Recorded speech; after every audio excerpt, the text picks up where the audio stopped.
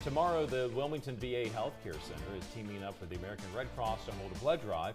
And I'm here with Tamela Bennett and James Jarvis, who can tell us more about it. James, I want to begin with you first.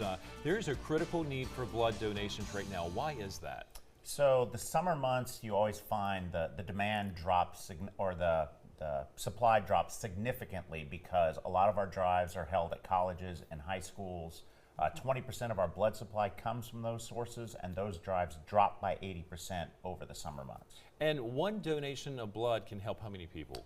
3 people. You can actually, because it's red blood cells, it's platelets, and it's also other things like plasma that can especially help burn victims. And is there a particular need for a certain type of blood? O, maybe? So O negative, I'm the universal blood donor, so it's all I can do to make it to my car before they try to stick me again. So, but if they don't know what type of blood you have, they can give you O negative, and that's what our trauma centers keep on hand, so that way they can provide it to people when they desperately need it. All right, Tamela, tell me a little bit about the VA clinic here in Wilmington, because that's the location where this blood drive will be held, Certainly, right? yes. So tomorrow morning from 9 a.m. to 2 p.m., we have our blood drive at the Wilmington VA Healthcare Center right on the grounds of the Wilmington Airport.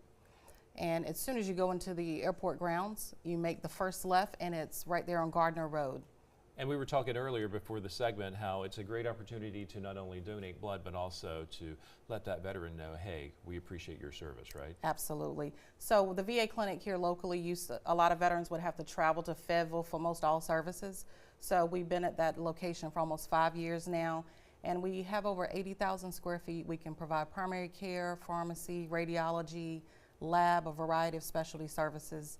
Most recently, we've added a neurology clinic, so that would avoid the veteran driving 4 hours for that service as well. And those are a lot of vital services, as you say, to Absolutely. keep them from having to go on the road and Absolutely. drive very far. Absolutely. James, let's talk a little bit about, we always hear there's a need for blood occasionally throughout the year, like right now. Do you feel like it falls on deaf ears? Or is the community pretty responsive? 40% fewer people donate blood today than did just 10 years ago. Wow. And so a big part of what we're trying to do is just raise awareness that you can't manufacture blood. The only way you can get it is by someone being willing to roll up a sleeve and provide that life-saving resource. All right, we got about 30 seconds. One more time, where and when can people give blood tomorrow? So they can go to the Wilmington VA Clinic and the beautiful Wilmington VA Clinic tomorrow from 9 to 2. If they'd like to give blood today, they can go to UNC Wilmington from 10:30 a.m. until 4 p.m.